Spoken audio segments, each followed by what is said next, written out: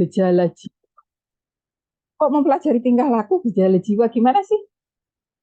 Bukannya psikologi itu, bukannya jiwa itu abstrak ya? Bukannya jiwa itu abstrak. Tapi tadi dari pengertiannya mempelajari tentang tingkah laku, mempelajari tentang gejala jiwanya. Tuh. Berarti sebenarnya jiwa itu tingkah laku, berarti jiwa itu sebenarnya ada gejalanya dong. Iya kan? Karena walaupun jiwa itu abstrak, ternyata jiwa itu bisa dilihat dari tingkah lakunya. Jiwa itu kan abstrak. Ternyata untuk mempelajari hal yang abstrak itu bisa. Dari mana? Dari tingkah lakunya. Oke. Terus dari mana lagi? Dari gejala-gejalanya. Jadi si adalah jiwa, logos adalah ilmu. Jadi psikologi kan ilmu yang mempelajari tentang tingkah laku dan gejala-gejala jiwa manusia. Gitu ya. Ada nggak yang masih ingat gejala jiwa manusia itu apa? Gejala jiwa. Berarti psikologi pendidikan itu mempelajari tentang ilmu yang mempelajari tentang tingkah laku dan gejala-gejala manusia dalam pendidikan. Gejala-gejala para siswa yang sedang belajar. Lah gejala-gejala jiwa itu apa contohnya? Gejala jiwa itu ya apa yang kita rasakan, perasaan kita. Jadi kita belajar psikologi itu penting sekali karena apa? Karena kita tahu, jadi tahu, kita akan tahu tentang gejala-gejala jiwa. Kita akan tahu kenapa seseorang berperilaku seperti itu. Kan ilmu yang mempelajari tentang perilaku. Kita akan tahu tentang gejalanya. Kenapa dia memiliki perasaan seperti itu? Kenapa dia memiliki pikiran seperti itu? Kenapa dia memiliki emosi seperti itu? Ya, itu adalah psikologi gitu. Yang dipelajari adalah gejala-gejalanya gitu. Cipta rasa karsa itulah jiwa. Gampangannya itu menurut Ki Hajar Dewantoro kan jiwa, cipta pikiran, rasa hati, karsa kemauan.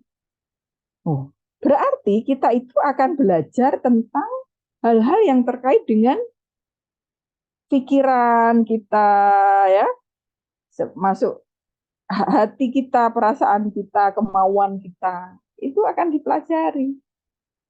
Dengan belajar itu, harapannya kita itu bisa memahami anak didik kita dengan lebih baik.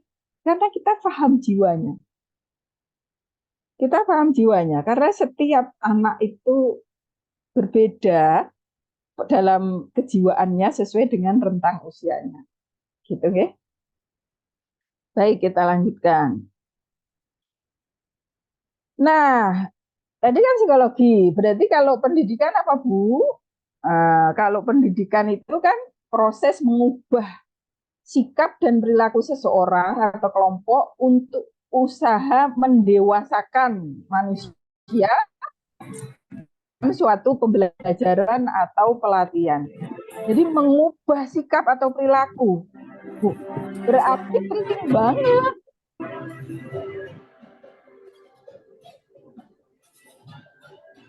Coba saya mute, bisa enggak? Mas Kuron, Mas Syakurun. Ya, apa itu?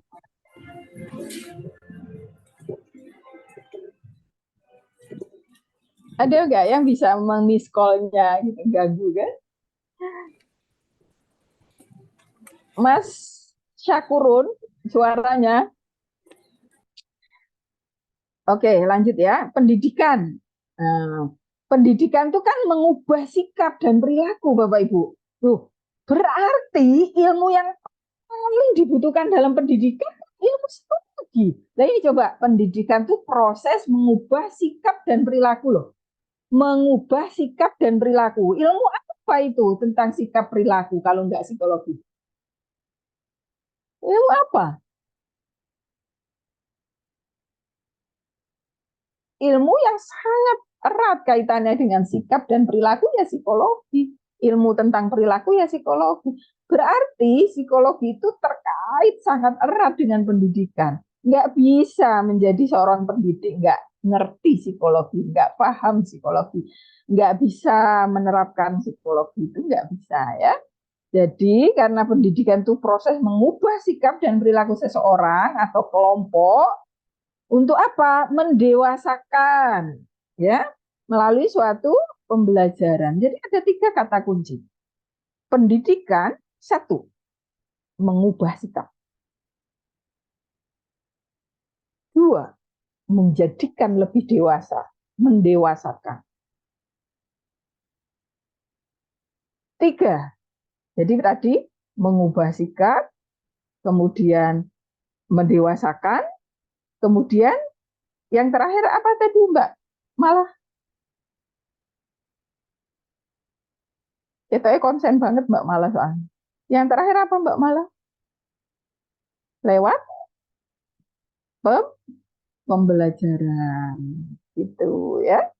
Jadi yang namanya pendidikan itu tadi terdiri dari tadi loh, mengubah perilaku atau sikap untuk menjadi lebih dewasa melalui pembelajaran. Pembelajaran berarti di dalam pembelajaran itu pasti ada guru, ada siswa, ada kurikulum, ada materi atau kurikulum, begitu ya. Nah, makanya nggak mungkin lepas kalau Bapak Ibu belajar pendidikan tuh nggak mungkin lepas dari yang namanya psikologi. Karena tadi psikologi tentang tingkah laku atau gejala-gejala jiwa, pendidikan itu proses mengubahnya. Bagaimana kita mengubah kalau nggak paham tentang ilmu tentang tingkah laku. Nah, psikologi pendidikan yaitu merupakan disiplin dari psikologi yang khusus sekali membahas masalah psikologis yang terjadi di dunia pendidikan. Apa sih masalah-masalah psikologi di dunia pendidikan? Itu dibahas dalam psikologi pendidikan. Ya, kita di situ membahas bagaimana anak belajar, bagaimana cara memotivasi anak, bagaimana mengidentifikasi karakteristik anak, ya, anak ini punya punya apa namanya kecerdasan seperti apa sih, rendah, sedang, tinggi.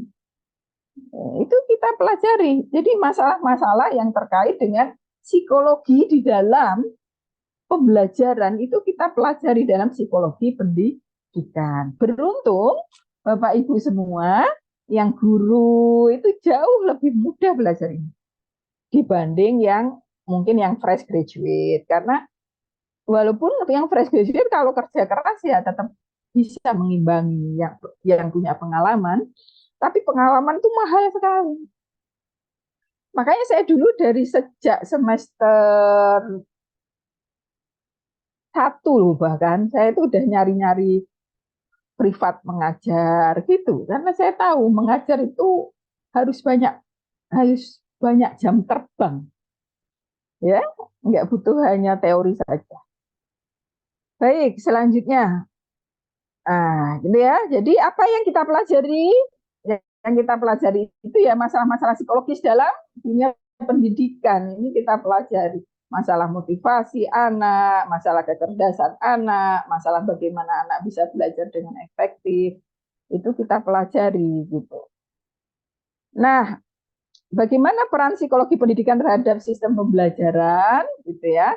Jadi terkait dengan teori-teori psikologi yang berdampak pada seseorang dalam bertingkah laku, psikologi itu juga mempengaruhi sistem pembelajaran dengan positif.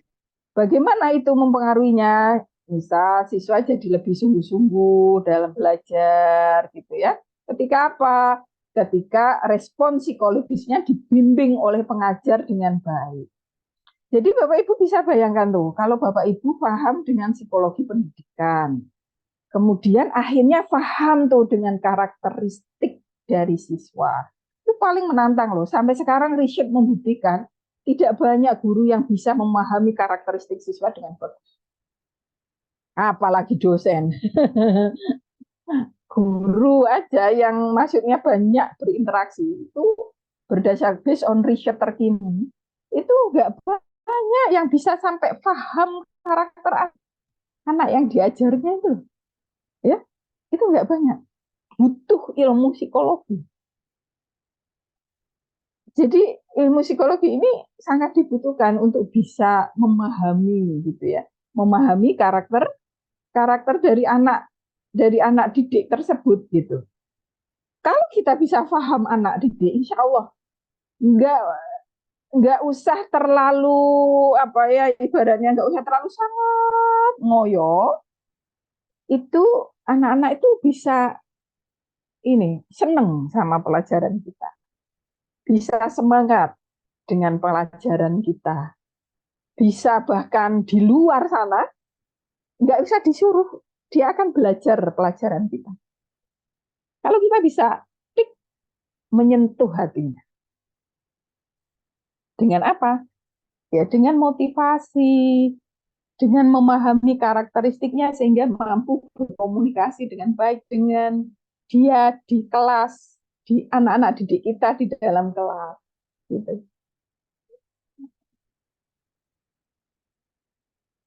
Kalau kita sentuh gitu jiwanya, nanti Bapak Ibu akan bisa jadi guru favorit, guru yang terus membekas di hati anak-anak, guru yang nggak mungkin dilupakan namanya oleh anak, guru yang bahkan bisa menjadi mengubah hidup anak dari yang mulai mungkin males belajar jadi senang belajar, dari yang sulit sholat jadi rajin sholat. Itu tuh karena bisa memahami kejiwaan anak itu dengan baik sehingga akhirnya bisa dekat dengan anak-anak, bisa menyentuh jiwa anak.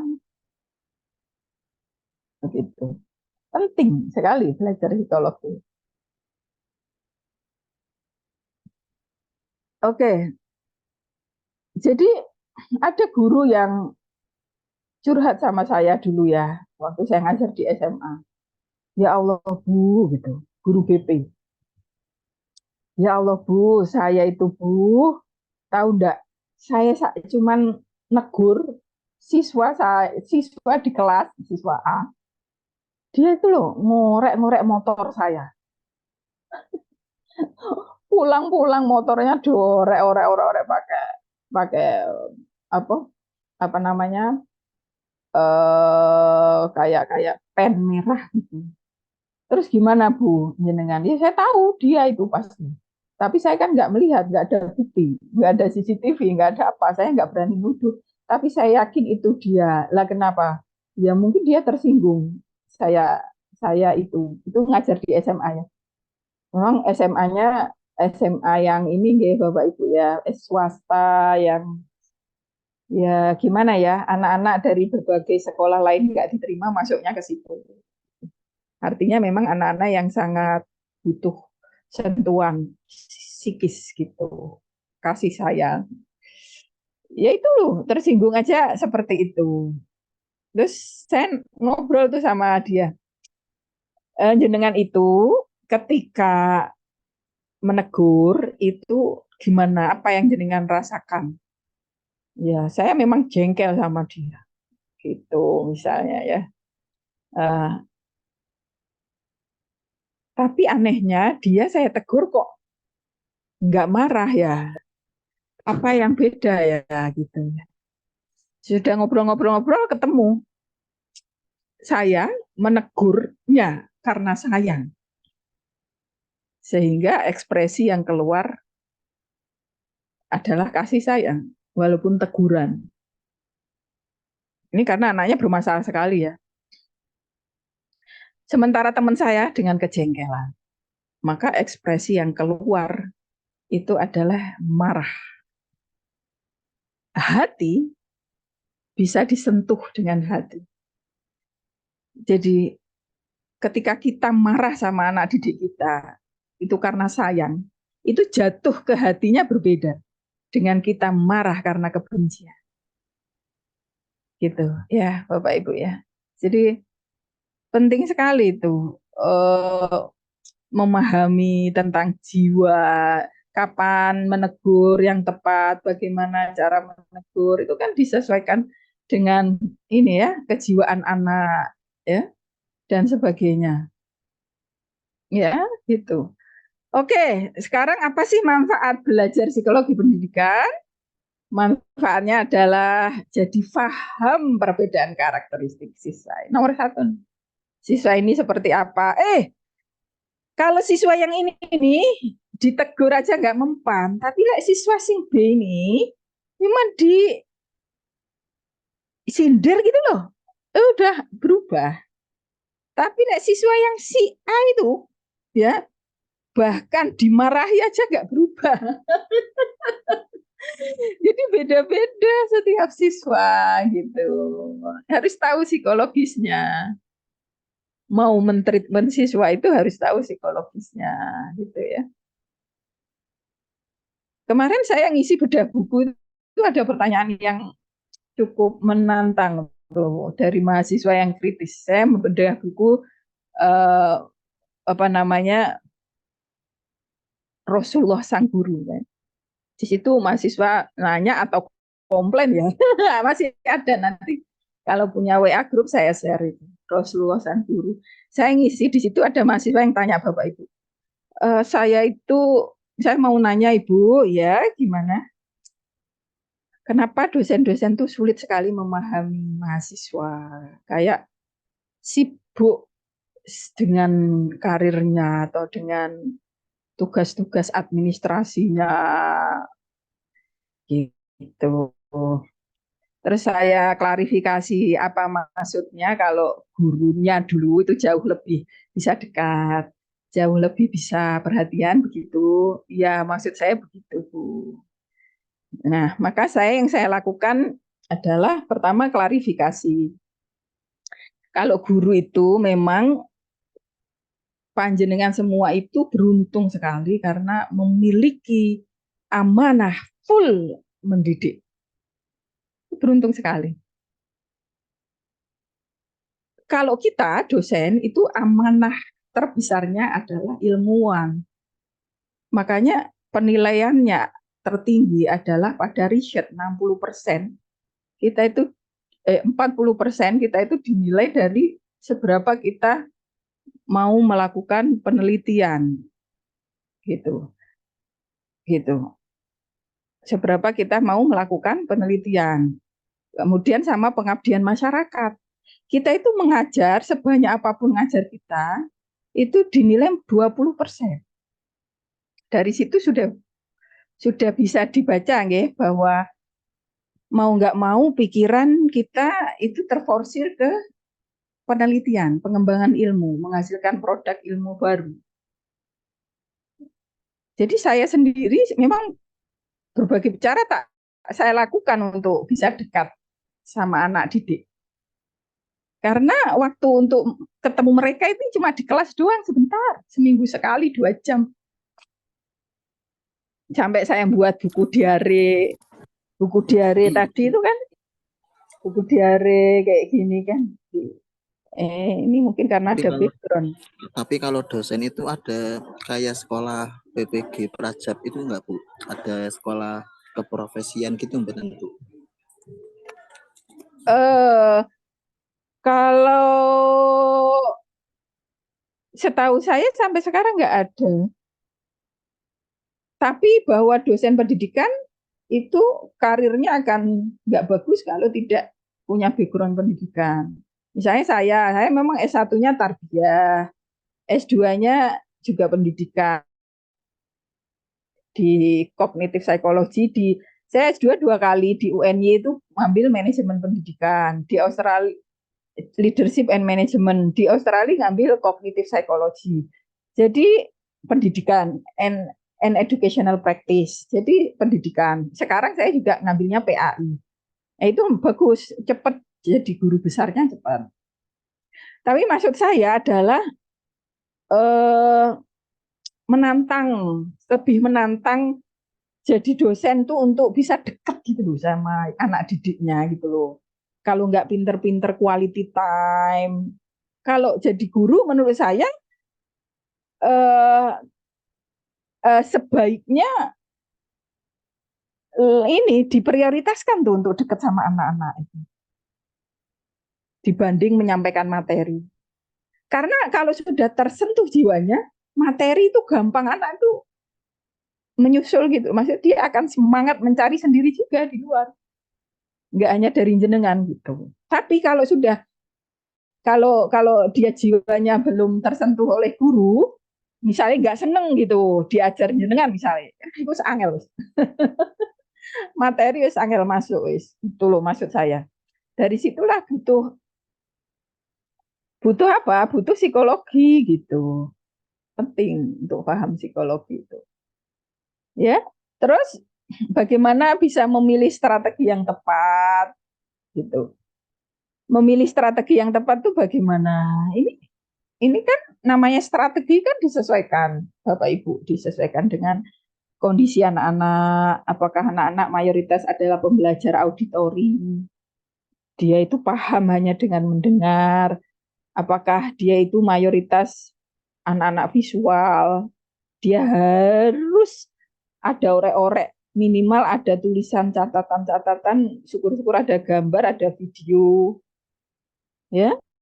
Apakah dia itu tipe kinestetik yang tadi naik meja tadi, yang tadi naik-naik meja tadi, itu ya harus dengan gerakan, dengan nyanyi-nyanyi, itu, ya, dengan bermain, begitu.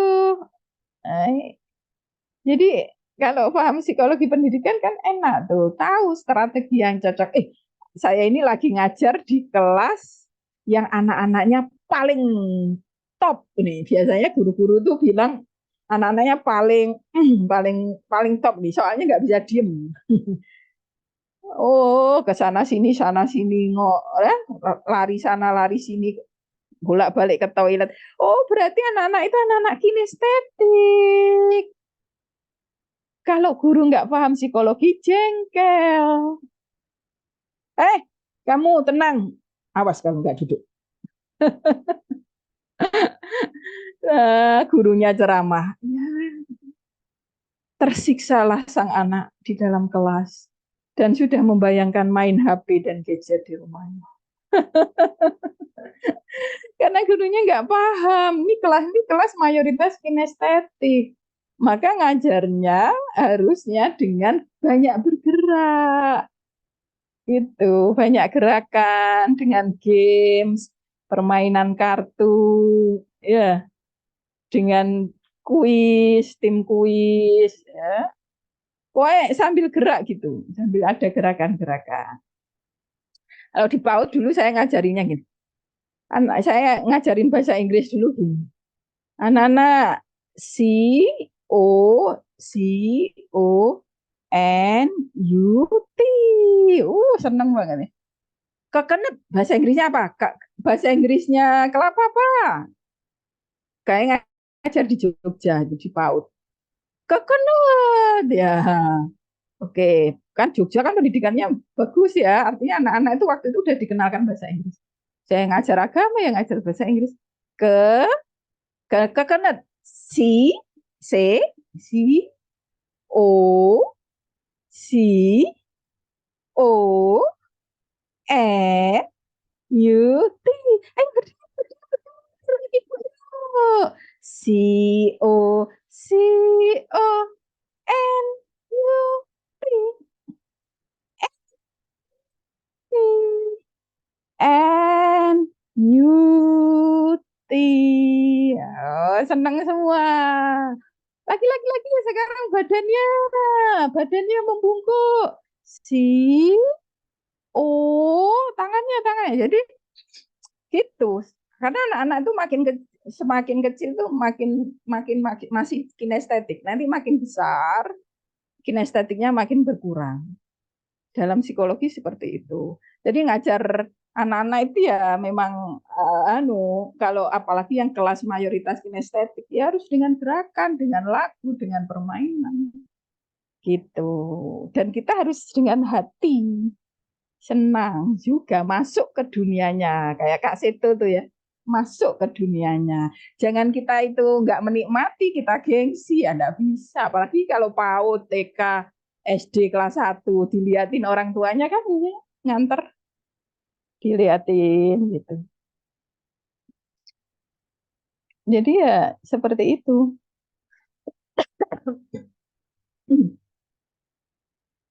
Baik, selanjutnya yaitu dengan mempelajari psikologi dapat membimbing siswa untuk sukses belajar pasti ya. Terus bisa berinteraksi dengan tepat dengan siswa dan nah ini yang Pak H tadi memotivasi siswa. Ini bisa memotivasi siswa ini. Nanti kita bahas tentang motivasi siswa. Sampai sini ada nggak pertanyaan atau komentar? Sebelum break 5 menit, karena saya butuh ke toilet. Izin bertanya, Ibu. Ya, monggo. Mohon maaf. Kalau secara teori psikologi, bagaimana sih mengajar anak sendiri kok sepertinya lebih sulit dibandingkan anak Ya, lain. iya. Betul, Ibu. Iya, betul Pak Hifdi. Itu saya itu sering ditanya masyarakat itu. Kenapa Pak Yai sendiri aja sosok yang luar biasa dalam ketauladanan mendidik. Itu loh, anaknya mesti disuruh mondok di pesantren lain. Enggak dididik sendiri. Itu Kiai loh. Loh, iya toh. Saya Ya, betul. punya teman-teman tuh ya, gus-gus gitu ya, anaknya ya tetap dipondokkan ke pondok pamannya atau pondok temennya, enggak pondok sendiri gitu loh ya. Ya, kadang kadang kita itu kenapa itu sering ditanya kenapa? Karena anak itu kan melihat orang tuanya 24 jam. Satu. Itu adalah tantangan yang luar biasa dalam mendidik anak. Itu adalah anak itu pengamat yang ulung. Pengamat yang ulung. Nanti saya setelkan videonya. Apapun yang kita lakukan, Bapak Ibu, kelihatannya mereka main-main di samping kita. Mereka itu mengamati loh. Artinya orang tuh dalam 24 jam tuh pasti kan ada aja yang nggak perfect. Padahal di dalam otak anak-anak itu mereka masih sangat perfeksionis. Hanya tahu merah putih, benar-benar salah-salah. Ya, benar-benar salah-salah. Makanya kenapa sang guru itu jauh bisa mengambil hati sang anak. Lebih bisa dipercaya sang anak seringnya daripada orang tua.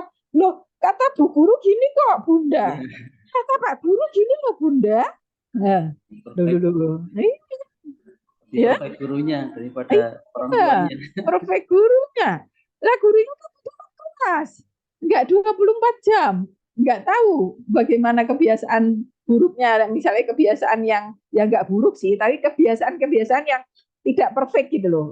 Kadang kan mengajar itu kadang adalah di on the stage. On the stage, on the stage nggak mungkin mengajar kok ngerokok. Padahal di rumah ngerokok. Bisa aja kan? Nah, anak kan nggak melihat gurunya itu sempurna gitu on the stage. Ya, on the stage itu artinya nggak yang melihat kebiasaan yang sebenarnya nggak yang buruk enggak sih, tapi kebiasaan-kebiasaan yang menurut anak itu mungkin nggak yang sangat sempurna sesuai teori gitu loh. Ya bisa ya dipahami ya. Misalnya apa kalau kalau sesuatu yang nggak buruk ya, tapi di mata anak mungkin apa kurang gitu kan. Misalnya apa begitu kan? Ya itu Itu satu, karena tantangan menjadi teladan 24 jam itu tidak mudah, sehingga ada celah-celah anak tahu kekurangan orang. Sehingga anak itu akan lebih mendengarkan orang-orang dewasa yang berilmu, yang bijaksana di luar sana. Satu. Yang kedua, orang tua karena sibuk bekerja, kurang punya hubungan ikatan emosional yang baik dengan anak, sehingga nggak punya modal untuk mempengaruhi anak dengan baik. Usia dari 0 sampai dia itu jelang SD, itulah masa emas bagi orang tua untuk dekat sedekat-dekatnya dengan anak. Tapi karena kadang di usia itu, apalagi anak pertama, orang tua masih meniti karir dan sibuk dengan pekerjaannya, maka nggak banyak itu tabungan kedekatan emosional dengan anak, ya toh? Nggak banyak, sehingga anak nggak terlalu merasa dekat dan mendengar orang tua. Tapi kalau punya kedekatan yang bagus, biasanya lebih didengar kok, jauh lebih didengar orang tuanya, gitu. Tapi seberapa dekat? Kadang karena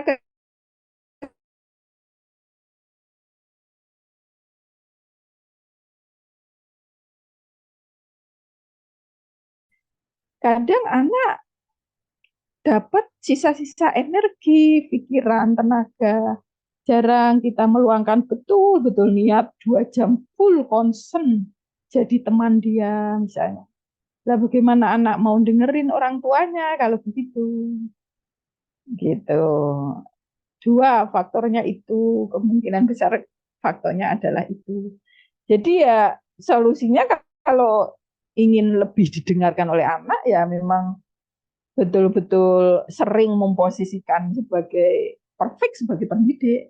Kalau ada anak itu jangan sampai bertengkar sama suami misalnya.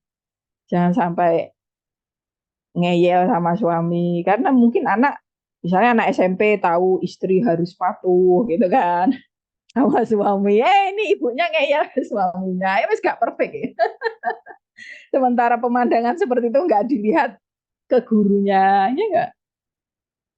Akhirnya ya karena apa tadi, kemampuan menjadi teladannya nggak kuat, ditambah kedekatan emosional anak dengan orang tua nggak kuat, maka ya mau nggak mau gitu ya, anak lebih mendengarkan orang lain dari yang lain. daripada mendengarkan orang tuanya.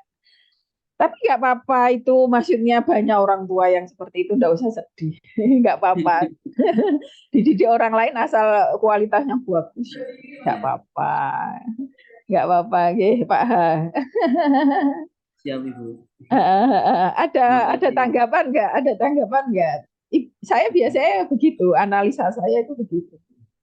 Ya insya Allah memang begitu, memang kan memang menjadi tauladan untuk anak itu yang sulit ya.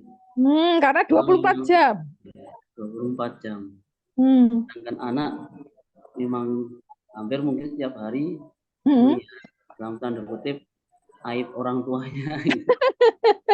Ya nggak sampai Ya, yang, ya mungkin hal-hal yang anak itu bisa jadi belum tauladan bisa. yang baik. Anak kan wawasannya masih ini ya, hitam putih ya. Ya. Kalau secara psikologis gimana Bu? Tadi ya memang tadi ya, itu tadi kan ilmu pendidikan ya. Dari ilmu pendidikannya memberikan teladan 24 jam itu memang tidak mudah. Oke, satu. Lah yang kedua, kalau dari psikologisnya, kedekatan emosional ini kurang terbangun sehingga anak lebih mendengarkan orang lain. Dan ketiga, memang seringnya masa itu gini, memang anak itu ada masanya peer group. Seperti anak remaja, itu memang dia sedekat apapun dengan orang tua, dia akan lebih mendengarkan temannya. Secara psikis dia mau peer. Apalagi orang tuanya nggak punya kedekatan emosional, malah nggak didengerin sama sekali.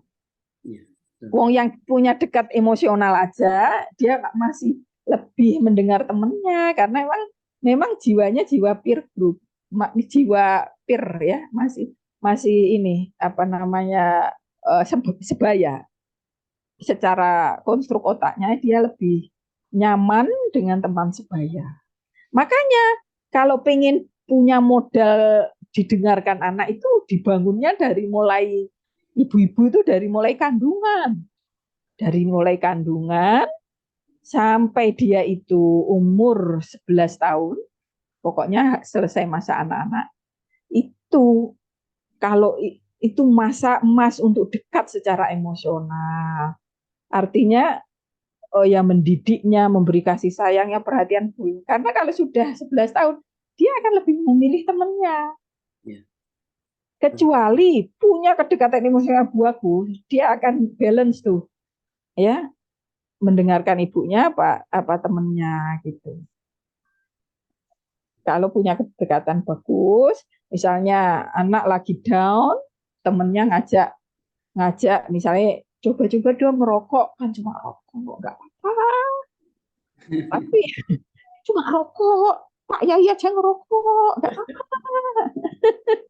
Misal dia lagi ibaratnya lagi anu gegana, gelisah galau merana ya, dengerin temennya itu apa dengerin ibunya, tergantung Temennya. bagaimana bagaimana ibu sama temennya itu lengket banget kemana-mana berdua, apa dengerin ibunya yang misalnya ibunya itu eh, jauh dari dia, Ibunya ngomel dari terus.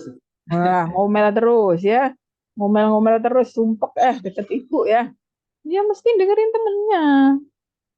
Tapi kalau walaupun ngomel-ngomel, tapi kalau dari kecil emang dekat, dia akan bisa jadi ibunya pemenangnya. Kalau dalam artian enggak deh aku kalau itu aku enggak gitu misalnya. Ayo ya, apa dia mengalihkan atau apa, tapi itu tidak mudah, tidak mudah. Kasus-kasus anak remaja itu karena jauh dari kasih sayang orang tua. Iya, itu. Karena secara kejiwaan mereka peer, lebih percaya teman, terus temennya pengaruhnya buruk, orang tuanya di rumah kurang perhatian. Kompleks. Kena deh. Makanya saya lebih memilih dari SMP itu saya pesantrenkan anak saya. Alhamdulillah ya, doa ya, anak kok mau dipesantrenkan dari SMP ya. Doa dong, doa. Karena saya waktunya habis untuk ngajar masyarakat. Untuk ngajar anak orang lain, ya Allah. Ini kalau saya betul-betul mendidik anak saya sendiri ya, kita gak seperfect yang saya harapkan. Maka saya doa kok anaknya dilalah mau dari SMP di pesantren.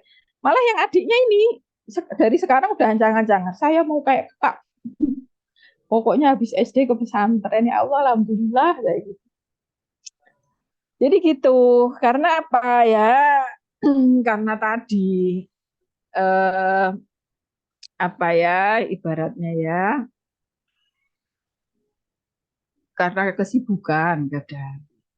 Saya itu lebih banyak didik anak orang, nyampe rumah kadang udah capek, ya gitu. Betul sekali, Bu.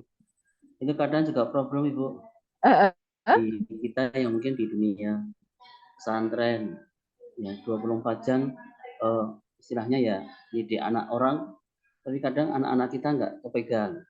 betul, Tapi betul. yang luar biasa, kita pernah lihat sampai dulu ketika kita nyantri itu, ya mohon maaf, gus-gus itu anak-anak kiai di pesantren bandel-bandel, tapi kok setelah besar, masya Allah kok jalan semua, kok bisa on the track semua, atau karomahnya kiai atau gimana, Iya, betul, doanya betul. itu Iya, bagaimana? Kadang yang doanya. kiranya kita seperti itu.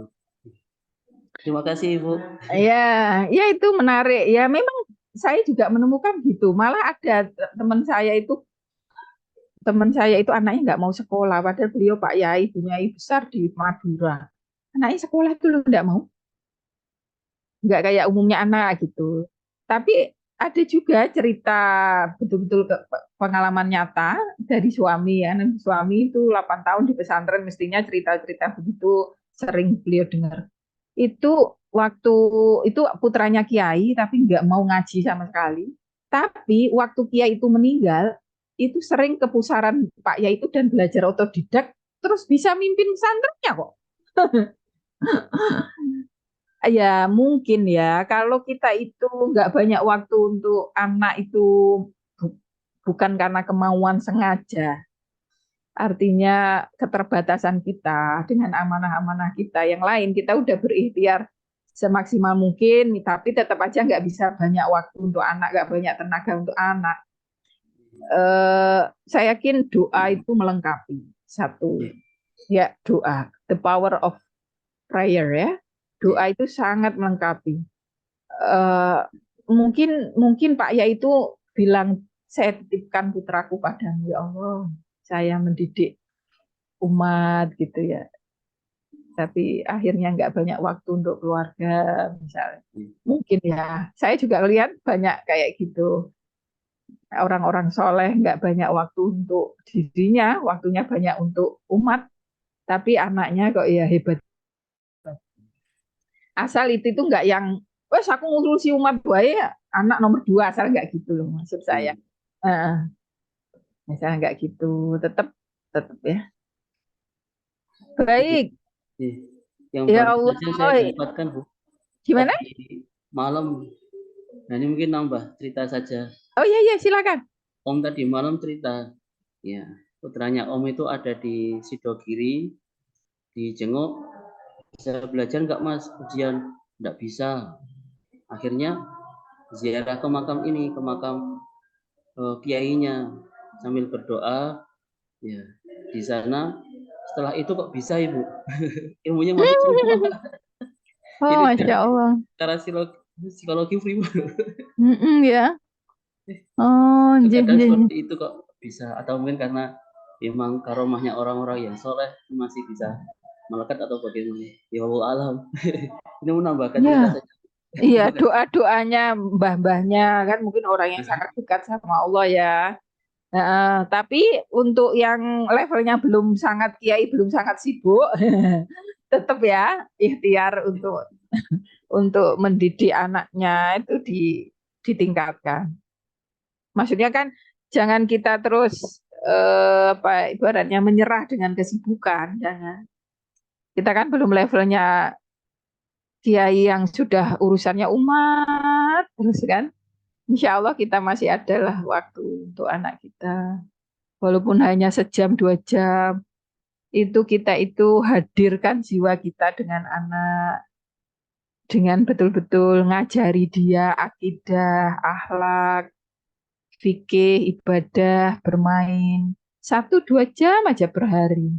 Coba, coba 1-2 jam aja per hari dengan cara bermain. Kalau anaknya masih di bawah SD, tanamkan itu akidah, tanamkan itu akhlak dalam berinteraksi ya, tanamkan itu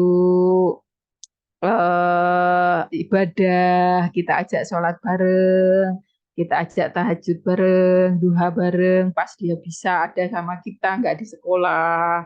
Niatkan itu emang mendidik, niatkan di sela-sela kesibukan kita, paling nggak 2 jam, kalau sibuk banget 1 jam. Hadir untuk anak, untuk mendidik anak, untuk bermain dengan anak, untuk mengisi jiwa anak. Saya kok yakin ya, insya Allah kalau seperti itu, anak kita itu akan jadi anak yang unggul, yang berkualitas, yang dekat sama orang tuanya. Alhamdulillah saya sendiri udah menerapkan itu. Sesibuk apapun saya, pokoknya 2 jam tuh saya nggak boleh mikir kerjaan.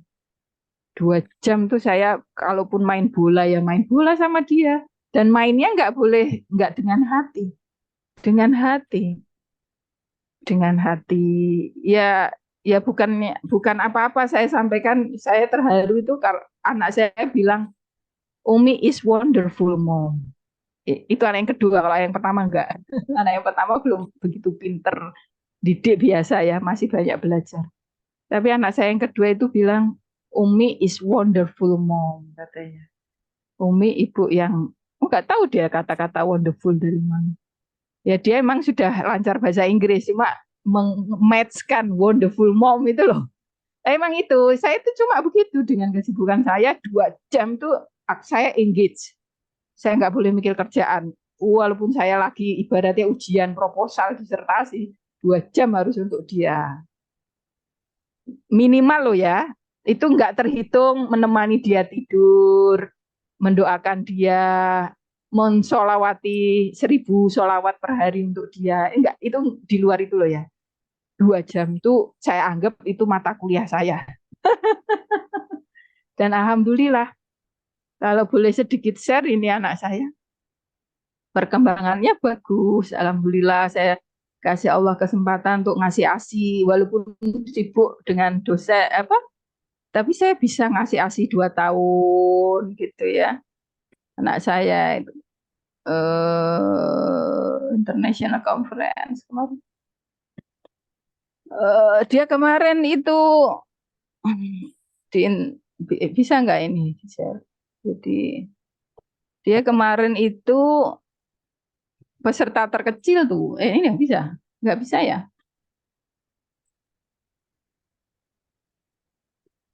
Nggak bisa ya paling, nggak bisa ya.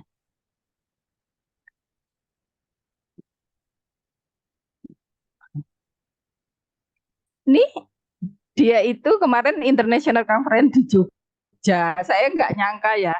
Dia betah 2 hari 2 malam, padahal sampai jam 10.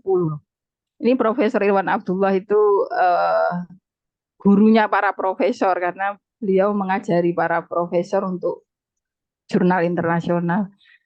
Jadi ini dia peserta terkecil nih.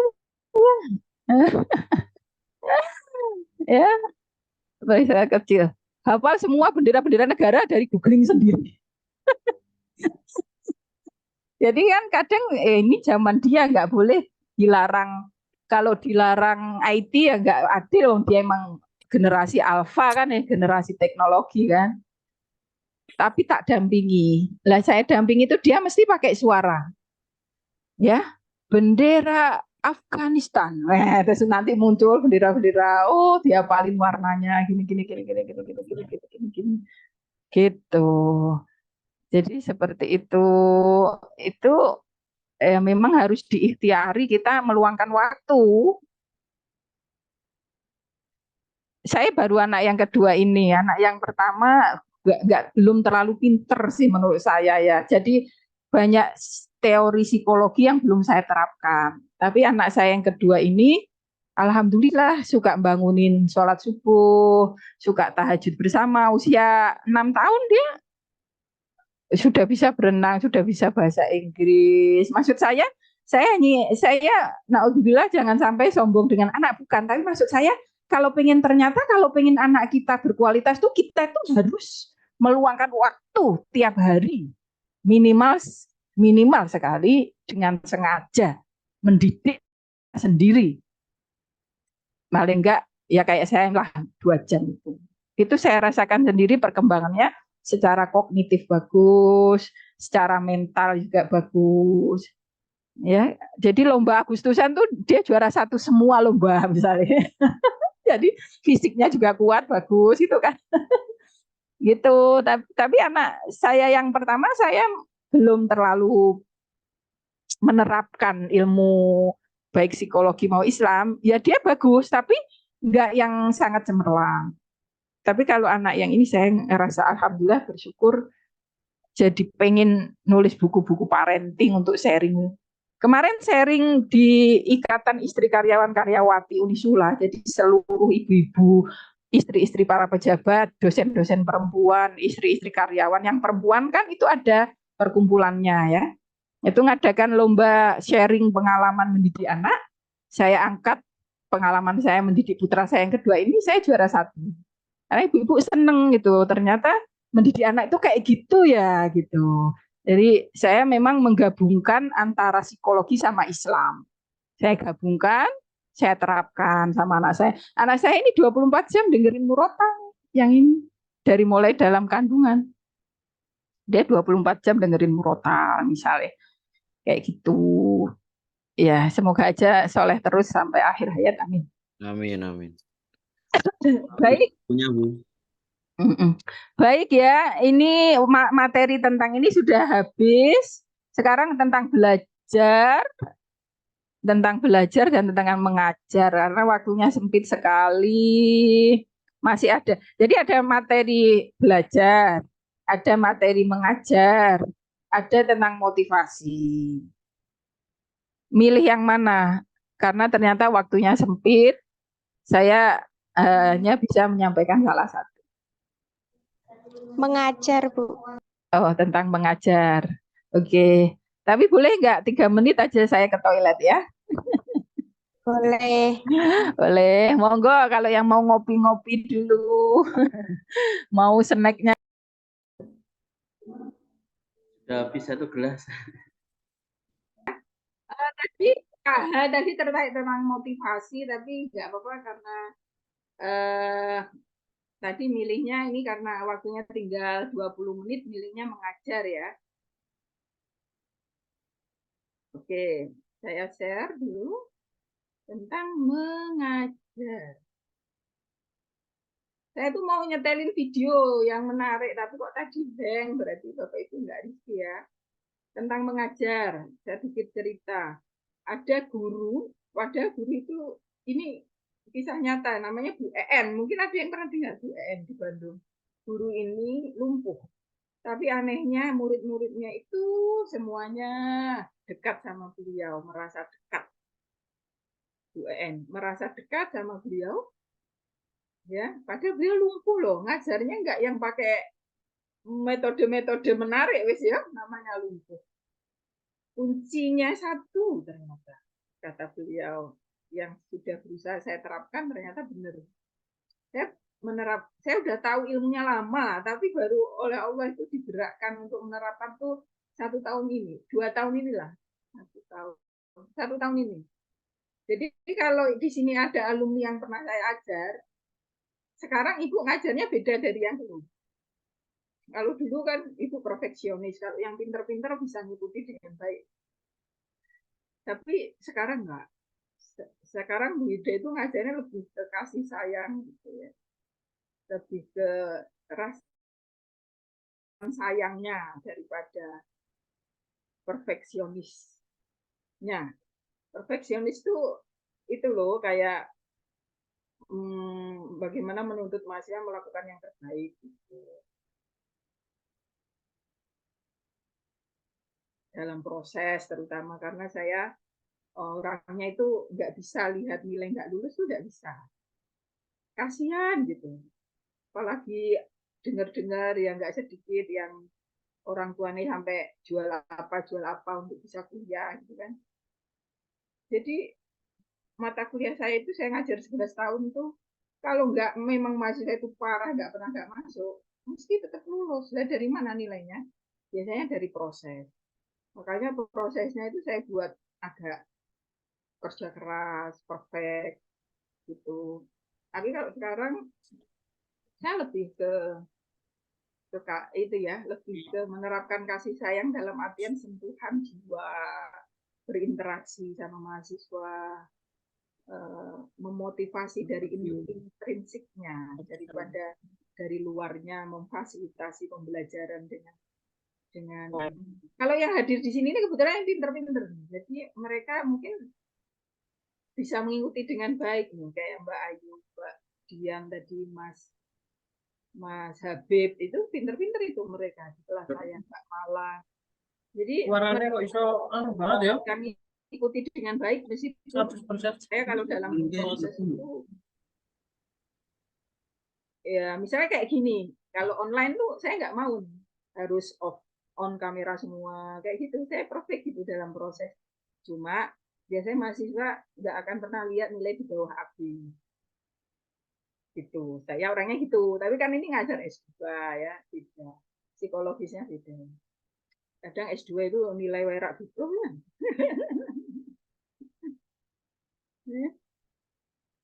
Jadi gitu. Cuman ya saya sampaikan ke Bapak Ibu, kalau di kelas saya itu ya paling enggak pernahlah komen sekali aja atau nanya, atau pernahlah dalam 3 kali itu ngetok ke wajah, itu tuh saya catat, saya bantu kalau ada kurang-kurang untuk nilai A. Tapi tetap saya nggak bisa menentukan nilai Bapak Ibu itu A karena ada dosen lain nanti nilainya digabung. Baik, sekarang terakhir waktunya masih 15 menit, kita isi dengan mengajar. Ya, mengajar. Sebenarnya apa yang kita bahas dengan mengajar ini? Tuh, kok kecil ini. Dengan mengajar ini apa? Yaitu kita bahas definisinya, pandangan pokok mengenai mengajar, guru dan proses pengajar. Yuk kita diskusi aja yuk. Mengajar sebagai passion, panggilan hati atau hanya profesi? Siapa yang mau nanggapi? Mengajar menurut jenengan sebagai passion, panggilan hati, atau hanya sebagai profesi? Siapa yang mau share? Kenapa jenengan merasa sudah panggilan hati atau merasa belum panggilan hati?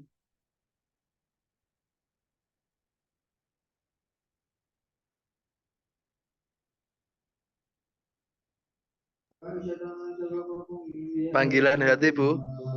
Ya, gimana? Gimana, Mas Aziz, Pak Aziz?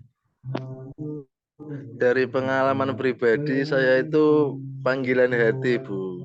Bisa dikatakan karena keadaan. Karena apa? Cita-cita dari kecil itu gak ada ngajar sama sekali, Bu.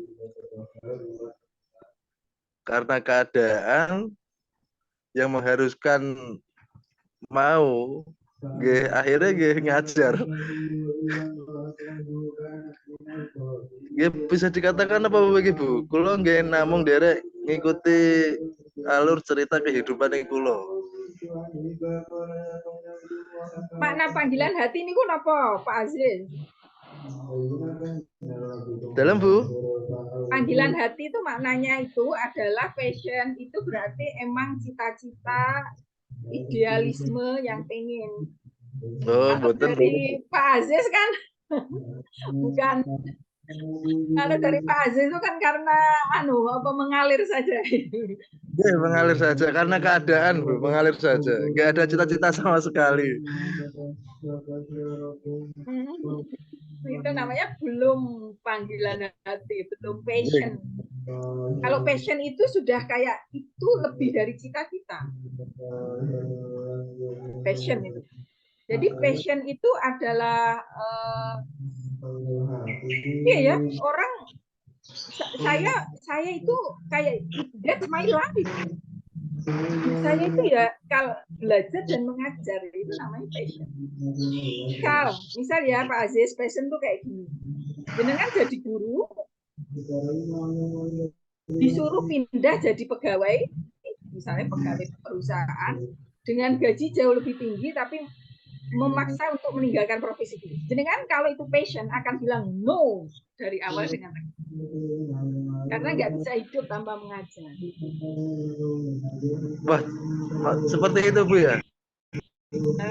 Kalau menurut saya itu kebalikannya Bu. Kalau yang dari keadaan itu mau nggak mau harus mengajar, yang asalnya tidak minat, tumbuh rasa keikhlasan dengan sendirinya, bahkan tanpa nyuwun sewu tanpa ada bisaroh, tanpa ada gaji seperti itu Bu. Justru kalau ada aku pengen jadi guru kelihatannya enak seperti itu kan Bu kebanyakan. Tapi kalau yang saya alami sendiri karena keadaan nggak ada cita-cita, ujuk-ujuk awalnya ngajar itu gimana ya Bu, rotok nggak ikhlas nonton, tapi kelamaan bisa menikmati dan akhirnya koyo-koyo niku wis kebiasaan Bu. Dan itu kan salah satu menurut saya nek guru nih ikhlas, insya Allah nurutin ilmu ini barokah manfaat ngoten niku Bu, menurut pondok pesantren. Biasa karena terpaksa Bu. Biasa karena terpaksa ngoten Bu. Oke, itu berarti ya belum sampai ke passion. Kalau passion itu betul-betul nggak ada proses terpaksa. Tapi ada memang, saya nggak bicara idealisme, saya nggak bicara perfeksionis. Ada orang itu yang mengajar dari awal apapun seperti apapun dia memang pengennya mengajar, nggak mau yang lain. Itu ada dengan betul-betul hati, tahu apa ya, bahwa misalnya mengajar itu di awal-awal tentu tidak mudah, secara kesejahteraan macam-macam dia mau, tapi dia pengen itu, memang dia inginkan itu, dia senang itu ada. Saya temui orang-orang seperti itu ada. Tapi seperti Pak Aziz ini, walaupun awalnya bukan passion, bisa ditingkatkan jadi passion, sehingga lebih enjoy lagi dalam mengajar. Oke.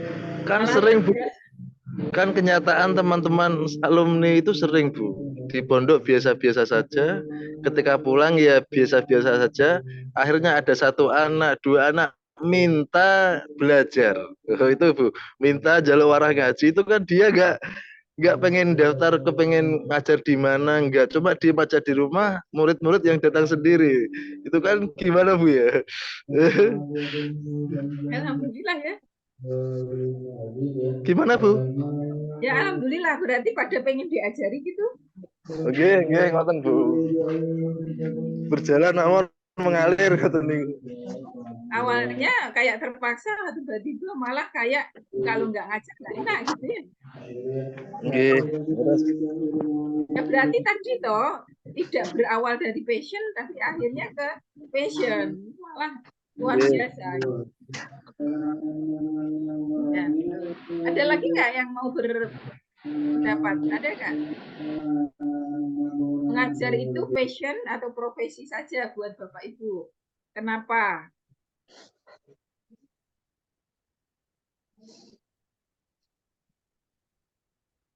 Okay. Sakurun, Pak Mustain.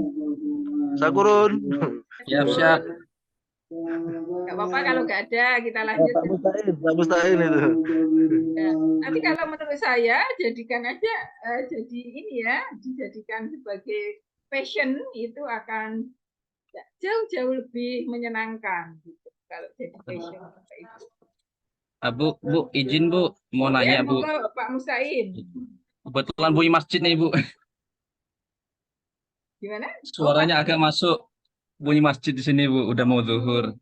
Jadi Ya. gini Bu. Itu ya. Ya kita mau Yeah. selesai 15 menit lagi. Yeah. Ini malah 11 menit lagi. Jadi dulu kayak saya bilang gini Bu. Mengajar itu kita dapat di dunia sebagai down payment-nya aja, DP-nya aja. Nanti cash-nya nanti di akhirat, Bu. Itu yang jadi pegangan khususnya saya untuk mengajar. Apalagi kebetulan saya punya masjid, di situ ngajar TKTPA, dan itu nggak ada bisarohnya, Bu. Cuman keikhlasan aja. Jadi ya dibilang panggilan jiwa, ya benar panggilan jiwa, gitu, Bu. Walaupun nggak ada bisarohnya, kita bisa ngajar juga. Ya itu yang saya tekankan itu karena perkataan Kiai yang kita dapatkan di dunia ini cuman DP-nya aja, down payment-nya aja. Dan cash-nya nanti akan kita dapatkan di akhirat. Istilahnya amal jariah lah Bu, mengajar itu. Mungkin sekedar sharing Bu ya. Ya betul, Masya Allah. Jadi Pak Mustain sudah pada level kejiwaan itu ya. Nggak kebetulan Bu. Kebetulan di rumah ada punya Madin TKTPA ya yang mana ya bisa rohnya nggak ada dibilang seperti itu Bu, karena tadi seperti yang Ustaz Azib bilang tadi, ada anak yang datang ke rumah minta diajarinnya, mau nggak mau kan harus siap mengajar mereka Bu, karena kita punya ilmu dan ilmu kita harus kita amalkan kepada orang yang membutuhkan, khususnya dalam ilmu Al-Quran ini Bu. Masya Allah ya, luar biasa. Itu kalau memang memang ikhlas itu memang kita bisa punya amal jariah ya Pak Mustain. Betul Bu. Ya itu yang kita harapkan Bu. Kalau Ya. kita mengharapkan gaji dari TPA berapa sih Bu? Gitu ya. Ya betul. Iya. Ya betul. Saya juga meneliti para guru-guru PAI itu di Jawa Tengah ya. Saya meneliti di 7 kota. Itu banyak yang beliau lakukan semuanya itu lillahi ta'ala loh. Iya. benar-benar lillahi ta'ala, mendampingi anak-anak lomba seperti itu, sampai pakai uangnya sendiri dan sebagainya gitu. Itu ya. Jadi kalau guru PAI itu bisa seperti itu. Saya khawatirnya kalau yang bukan guru PAI gitu loh. Maksud saya yang guru non, yang dengan pemahamannya yang minim terhadap agama, itu kalau memang kesejahteraannya pas belum sampai sertifikasi guru misalnya, itu ngajarnya gimana ya gitu loh. Kalau enggak karena lillahi ta'ala, karena panggilan jiwa gitu. Itu maksud saya belum meneliti sih kalau guru-guru di luar PAI, tapi guru-guru PAI itu alhamdulillah gitu. Sudah mungkin sedikit banyak terbawa ilmu agama dari pesantren. Jadi kayak banyak rizki minha itu. Benar nggak Pak Musta'in? Betul Bu, ya alhamdulillah dengan keikhlasan kita ngajar dengan ikhlas, ada aja berkahnya Bu. Insya Allah Nah, ada aja berkahnya dan itu sudah ya ya mohon maaf ya saya rasakan pribadi Bu itu. iya. Iya betul itu, betul. Jadi saya tanya kepada para guru-guru PAI di Jawa Tengah itu beliau itu ini apa namanya mengatakan pada saya beliau betul-betul ikhlas di sini, tapi Allah tiba-tiba ngasih kayak tiba-tiba terpilih jadi juara lomba kreatif guru nasional atau apa di situ dapat umroh, kadang dapat apa kayak gitu-gitu juga. Artinya rizkinya itu atau kadang anaknya dapat beasiswa kuliah dari S1 S2. Jadi beliau itu betul-betul ikhlas lillahi ta'ala, memang passionnya mengajar, ikhlas betul, berharap punya tabungan akhirat itu yang nggak dimiliki oleh profesi lain kan. Punya apa namanya amal jariah mahal sekali ya itu di akhirat kalau kita ikhlas. Tapi ternyata Allah tuh kayak memberikan dari rizki yang luar biasa itu dari hal-hal yang nggak disangka-sangka. Nah, gitu. Karena keikhlasannya tadi. Nah, itu saya belum meneliti kalau guru-guru di luar PAI gimana. Jangan-jangan gelisah ngajarnya karena nggak sejahtera atau karena membandingkan dengan guru dengan profesi lain. Ini bagi yang belum sertifikasi guru loh. Kalau sudah sertifikasi guru kan insya Allah nggak kalah lah dengan profesi lain. Nah, gitu ya. Ada lagi nggak atau cukup sharing tentang itu? Ada lagi nggak? Tambahkan dikit Ibu. Monggo. Tapi ada juga Ibu. Ya. Kalau kata kiai kami itu juga sama menambahkan dari Pak Mustain dan teman-teman yang lain. Kadang mengajar itu juga bisa jadi fashion Ibu. Karena ada yang karena mengajar dia jadi pengusaha karena mengajarnya itu. Ada yang dia punya apa karena mengajarnya itu. Maka kata Pak Kiai itu mau siapapun kalian tapi harus tetap mengajar. Nah itu itu yang kerennya mengajar jadi fashion juga Ibu. Jadi kelihatan Setuju, keren. setuju, setuju. Ya betul. Jadi jangan berhenti mengajar walaupun nanti usahanya besar. Yeah. Jadi apapun nggak boleh berhenti mengajar. Ya, ya betul betul itu. Jadi saya punya guru dulu di MTS tuh kayak gitu. Wibawa sekali karena beliau tuh wirausaha sukses gitu, tapi masih mau mengajar. Jadi kalau anak didik lihatnya itu sejahtera sekali. Ibaratnya yang lain masih sepeda ontel, dia udah motor misalnya. Tapi ibaratnya tapi masih mau mengajar di madrasah kayak gitu. Seperti itu ya mungkin ya. Semoga Bapak Ibu semua yang ada di sini bisa menjadikan mengajar sebagai passion dan nanti kalaupun sambil jadi pengusaha atau kepala yayasan atau apapun itu tetap ya. Perbedaan ngajar sama didik apa? Bapak Ibu, kita diskusikan. Perbedaan ngajar sama didik itu apa?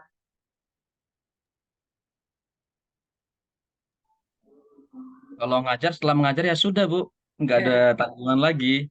Kalau mendidik itu ya dari segi akhlaknya, dari segi ilmunya, dari segi semuanya terbiahnya itu kalau mendidik Bu. Baik, ya luar biasa Pak Mustain. Oke, sekarang diskusi lagi. Pandangan pokok mengenai mengajar. Mengajar itu ilmu atau seni sih? Ada yang berpendapat ilmu, silakan menyampaikan. Ada yang berpendapat seni, silakan menyampaikan. Pendapat itu ilmu atau seni? Kalau ilmu itu seperti apa? Kalau seni seperti apa? Ada nggak yang mau berpendapat? Karena 5 menit lagi kuliah selesai. Sebagai ilmu, Bu. Ya, seperti apa itu sebagai ilmu?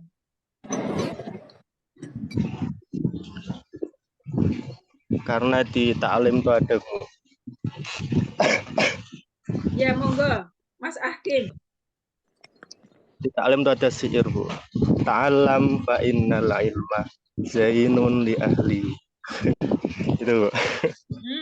Terus? Ta'alam fa Belajarlah. innal Nah, ilmu itu penting. Allah. Pahes bagi ahli. Oke. Belajarlah kalau ilmu itu sebagai pepahes bagi ahlinya. Sebagai ilmu, Bu. Ya, oke. Ada yang memahami mengajar sebagai ilmu. Ada nggak ya? Jadi mengajar sebagai ilmu itu selain apa yang disampaikan Mas Ahkim, betul? Juga maksudnya adalah bahwa menjadi pengajar itu bisa dididik. Orang awalnya nggak punya kemauan ngajar. Cita-citanya mungkin sebagai pegawai bank misalnya. Tapi dia bisa dididik menjadi seorang pengajar. Ini karena pada hakikatnya jiwa manusia itu seperti kertas putih yang dengan lingkungan, pengaruh pendidikan, dia bisa dibentuk. Itu yang meyakini bahwa mengajar sebagai ilmu. Kalau mengajar sebagai seni, ada nggak yang punya pendapat? Mengajar Ya, Bu. Ya, silakan. Kalau menurut saya mengajar sebagai seni, mengajar membawa apa yang dari diri kita itu bisa sampai dan bisa diterima oleh peserta didik. Juga kesabaran kita, lalu bisa tahu menempatkan sesuatu bagaimana ketika tadi menghadapi anak yang aktif dalam artian naik meja, suka ngomong, suka dengan tingkah yang luar biasa. Lalu bagaimana kita punya problem solving yang sesuai dengan apa yang kita hadapi. Ya, ya. Baik, iya bagus sekali ya. Selain seperti apa yang disampaikan oleh Mas Ihsan tadi, itu ya, yang namanya mengajar itu adalah seni, itu juga bisa dimaknai bahwa ada loh orang tuh udah dididik sebagai pendidik gitu kan, sudah profesor pendidikan. Tapi kenapa kalau ngajar kok ngantuk semua ya? Terus hari ini loh S1, S2, S3 loh, profesor pendidikan. Tapi lek diajar beliau kok yang ngantuk, tekluk, ya Allah. Bahasan ada guru madrasah loh, cek lagi ngambil MAMPAI loh, lagi ngambil loh, lagi 3 semester. Ngajare wis top tenan. Ya, wes metodenya wis macam-macam ngono kaya instingnya jalan. Jadi Kak, itu maksudnya mengajar, yang meyakini mengajar seni itu begitu. Ada loh yang memang itu bawaan bakat gitu. Tapi ada yang meyakini bahwa itu harus dididik. Tapi kalau saya meyakini gabungan. Karena bawaan itu hanya berpengaruh 20% dalam riset terbaru. Jadi kalau orang memiliki bakat mendidik itu memang gampang belajar tentang pendidikan karena wis bakat ya. Tapi harus tetap belajar ilmu mendidik itu seperti apa. Tetap alumni tarbiyah, alumni MPAI ya beda sama yang nggak pernah belajar bagaimana metode mengajar. bagaimana psikologi, pendidikan, ya tetap toh sunatullahnya beda dengan yang belajar psikologi pendidikan, metode mengajar, evaluasi mengajar. Jadi kalau ada teman-teman syariah, katanya pengen jadi hakim, kok tiba-tiba jadi guru sih? Ya tetap pasti ada hal-hal yang kurang dalam pedagoginya, dalam ilmu mengajarnya, dalam praktek mengajarnya. Kita wae ceramah bisa ceramah. Nah, mengajar kan nggak cuma ceramah. Bagaimana bisa membuat RPP ya, membuat silabus ya, membuat program tahunan, program semester. Itu kalau nggak jurusan mengajar ya mumet ya. Jadi bagus tuh gabungan. Memang punya bakat turunan-turunannya Mbah Bais ngajar kabeh. Ibu bapak guru ya. Plus dianya memang belajar jadi guru. Oh baik, karena waktunya habis ya, Mas apa namanya? Kita cukup sekian. Jadi ada tentang teori-teori motivasi ya bisa dipelajari sendirilah ya, begitu ya Bapak Ibu ya. Mari kita tutup. Ada komentar atau pertanyaan sebelum saya tutup? Kasihan Pak Mustain ini. Oh, ternyata ya, alhamdulillah ini luar biasa ini bisa 3 jam dan materi baru tersampaikan 4 loh bayangin. Ya, ini artinya kelas kita alhamdulillah menyenangkan ya. Setidaknya Ibu juga alhamdulillah bisa mengajar dengan sedikit yang menghidupkan kamera itu bagi Ibu itu juga prestasi loh. Karena terbiasanya ngajarnya yang tadi perfeksionis, harus on cam gitu ya. Ini ngajar S2. Tek, tek, tek, tek. Oh iya, S2 wis gelem kuliah wis piro-piro. Mari kita tutup dengan kafaratul majlis. Subhanakallahumma wa bihamdika asyhadu an la ilaha illa anta astaghfiruka wa atubu ilaik. Wassalamualaikum warahmatullahi wabarakatuh. Terima kasih. Terima kasih semua. Sami-sami.